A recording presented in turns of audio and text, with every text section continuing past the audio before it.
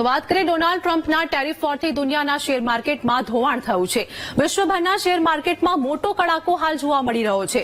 એશિયાઈ શેર માર્કેટમાં 6 થી 8% મોટો ઘટાડો થયો છે, તો ભારતીય શેર બજારને પણ ટેરિફ વોરની માઠી અસર પડી છે।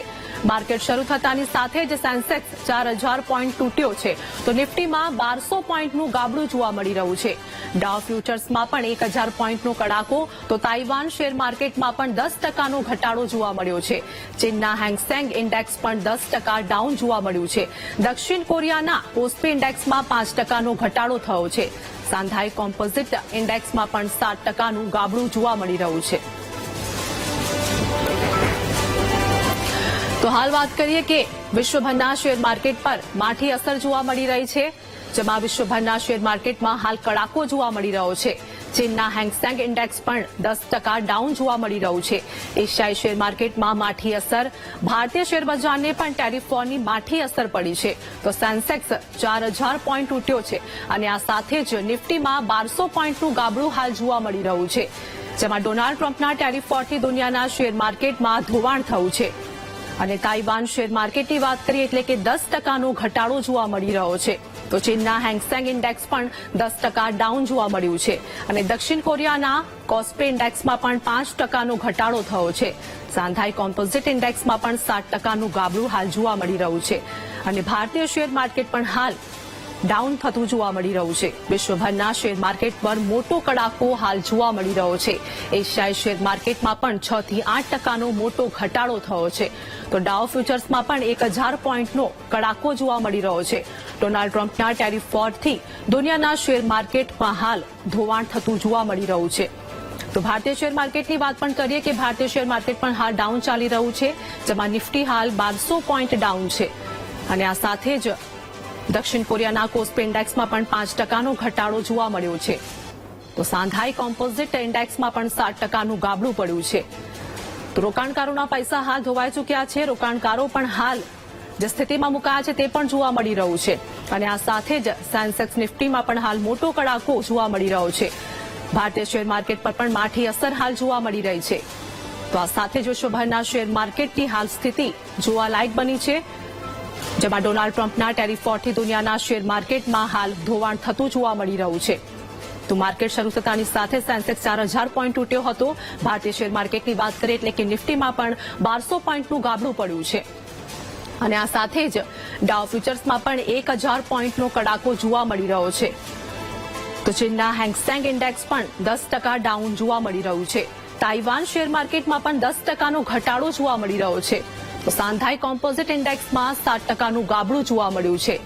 વિશ્વભરના શેર માર્કેટ હાલ કડાકો જોવા મળી રહ્યો છે। એશિયાઈ શેર માર્કેટમાં પણ 6 થી 8%નો મોટો ઘટાડો, તો ભારતીય શેર બજારને પણ ટેરિફ વોરની માઠી અસર થઈ છે। માર્કેટ શરૂ થતાની સાથે જ સેન્સેક્સ 4000 પોઈન્ટ તૂટ્યો હતો, તો નિફ્ટીમાં 1200 પોઈન્ટનું ગાબડું હાલ જોવા મળ્યું છે। ડાઉ ફ્યુચર્સમાં પણ 1000 પોઈન્ટનો કડાકો જોવા મળ્યો છે। તાઇવાન શેર માર્કેટમાં પણ 10%નો ઘટાડો થયો છે। ચીનના હેંગસેંગ ઇન્ડેક્સ પણ 10% ડાઉન થતું જોવા મળ્યું છે। દક્ષિણ કોરિયાના કોસ્પી ઇન્ડેક્સમાં પણ 5%નો ઘટાડો થયો છે।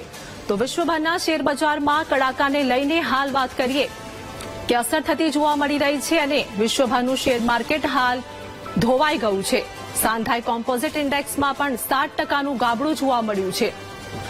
તો ભારતીય શેર માર્કેટની વાત કરીએ કે નિફ્ટી પણ 1200 પોઈન્ટ ડાઉન છે અને ભારતીય શેર માર્કેટમાં પણ મોટો કડાકો હાલ જોવા મળી રહ્યો છે, જેમાં ટેરિફ વોરની માઠી અસર ભારતીય શેર બજાર પર પણ જોવા મળી રહી છે। સેન્સેક્સ પણ 4000 પોઈન્ટ તૂટ્યો છે, તો નિફ્ટીમાં 1200 પોઈન્ટનું ગાબડું જોવા મળી રહ્યું છે। રોકાણકારોના પૈસા પણ હાલ ધોવાઈ ચૂક્યા છે અને આ સાથે જ વિશ્વભરના શેર માર્કેટ પર માઠી અસર જોવા મળી રહી છે। તો ડોનાલ્ડ ટ્રમ્પના ટેરિફ વોરથી દુનિયાના શેર માર્કેટમાં હાલ ધોવાણ થતું જોવા મળી રહ્યું છે, જેમાં વિશ્વભરના શેર માર્કેટમાં મોટો કડાકો પણ જોવા મળી રહ્યો છે અને આ સાથે જ ભારતીય શેર માર્કેટ પણ માઠી અસરમાં હાલ મુકાયું છે। એશિયાની શેર માર્કેટમાં પણ 6 થી 8%નો મોટો ઘટાડો જોવા મળ્યો છે। ભારતીય શેર બજારને પણ ટેરિફ વોરની માઠી અસર થઈ છે, તો માર્કેટ શરૂ થતાની સાથે સેન્સેક્સ 4000 પોઈન્ટ તૂટ્યો હતો અને નિફ્ટીમાં 1200 પોઈન્ટનું મોટું ગાબડું જોવા મળ્યું છે। ડાઉ ફ્યુચર્સમાં પણ 1000 પોઈન્ટનો કડાકો થયો છે. તાઇવાન શેર માર્કેટમાં પણ 10% ઘટાડો જોવા મળ્યો છે. ચીનના હેંગસેંગ ઇન્ડેક્સ પણ 10% ડાઉન જોવા મળ્યું છે. તો દક્ષિણ કોરિયાના કોસ્પી ઇન્ડેક્સમાં પણ 5%નો ઘટાડો છે. શાંઘાઈ કોમ્પોઝિટ ઇન્ડેક્સમાં 7%નું ગાબડું પડ્યું છે.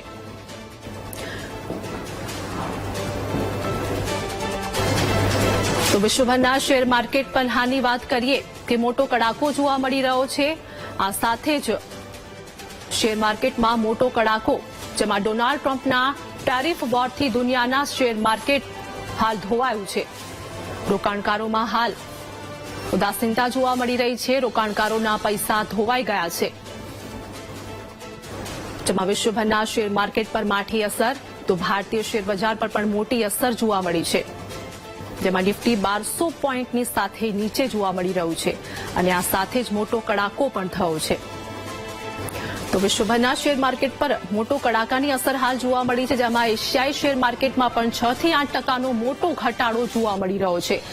ભારતીય શેર બજારને પણ ટેરિફ વોરની માઠી અસર થઈ છે. તો માર્કેટ શરૂ થતાની સાથે જ સેન્સેક્સ 4000 પોઈન્ટ તૂટ્યો છે અને નિફ્ટીમાં પણ 1200 પોઈન્ટનું ગાબડું જોવા મળ્યું છે. ડાઉ ફ્યુચર્સમાં પણ 1000 પોઈન્ટનો કડાકો થયો છે. તો તાઇવાન શેર માર્કેટમાં પણ 10%નો ઘટાડો જોવા મળ્યો છે.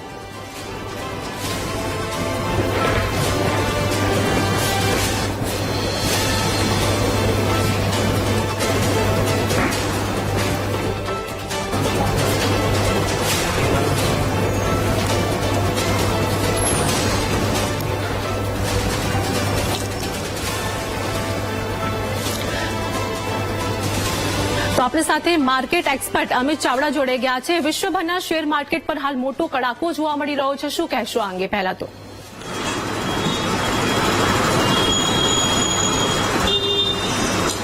ટ્રમ્પ સાઇડના ટ્રેડ વોરના કારણે યુએસ માર્કેટ શુક્રવારના ટાઈમમાં 5% ડાઉન થયું હતું.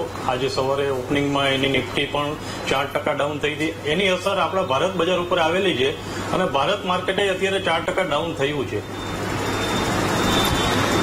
બિલકુલ અમિતભાઈ, હાલ રોકાણકારોને શું સલાહ આપવા માંગશો?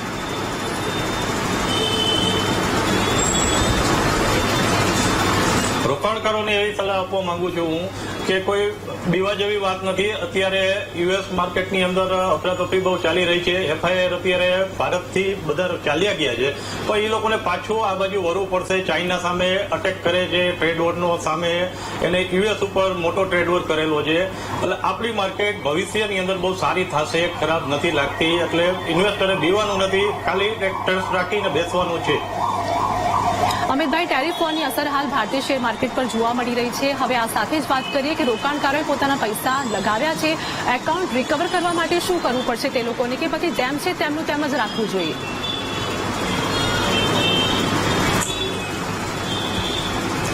નહીં, એકાઉન્ટ રિકવર કરવા માટે જો જગ્યા હોય, એની પાસે સોર્સિસ હોય તો થોડો માલ અત્યારે ભેગો કરાય. બાકી ટ્રસ્ટ રાખીને થોડા ટાઈમ માટે બેસી જવાય, કારણ કે માર્કેટ આપણું અપ આવી જ જશે. ચાઇના છે, વર્લ્ડની અંદર ઘણી બધી કન્ટ્રી છે ટ્રેડ વોરના કારણે હેરાન છે, પણ આપણું ભારત એક જ એવું છે કે એ અપ થશે, કારણ કે આપણી ઇકોનોમી બહુ સારી છે. મોદી સાહેબ બહુ સારું કામ કરે છે, ઇકોનોમી અપ જાતી જશે. એમ ઇન્વેસ્ટર અહીંયા જ આવવાના છે ભારતની અંદર, ભારતથી કોઈ દૂર જશે નહીં. અમિતભાઈ, હવે ઇન્વેસ્ટમેન્ટનો સમય છે, કેમ કે માર્કેટ સાવ ડાઉન થયું છે. તો રોકાણકારોને શું સલાહ આપવા માંગશો? કયા બેઝ પર ઇન્વેસ્ટમેન્ટ કરી શકાય?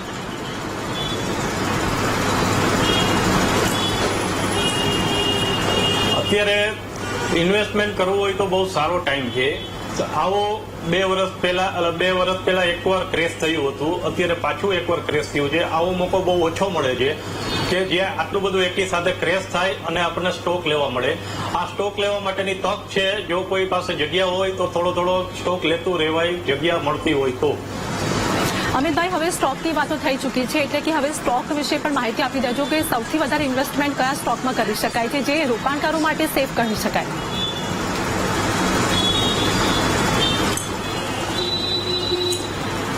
સ્ટોકની અંદર ઇન્વેસ્ટમેન્ટમાં તમે આઈટી સેક્ટર અત્યારે બહુ ખરાબ લાગે છે. પણ એની અંદર ઇન્વેસ્ટ કરવું સારું છે, કારણ કે ટ્રમ્પ સાહેબને ત્યાં આગળ જો યુએસની અંદર તેજી આવશે તો આઈટી પહેલા ચાલશે, એટલે આઈટીની અંદર રોકાણ કરાય છે, બહુ સારું છે. અને એક આપણે પાવર સેક્ટર અત્યારે બહુ સારું લાગી રહ્યું છે. જમીનભાઈ, આપ અમારી સાથે જોડાયા તે બદલ અને માહિતી આપી તે બદલ આપનો ખૂબ ખૂબ આભાર.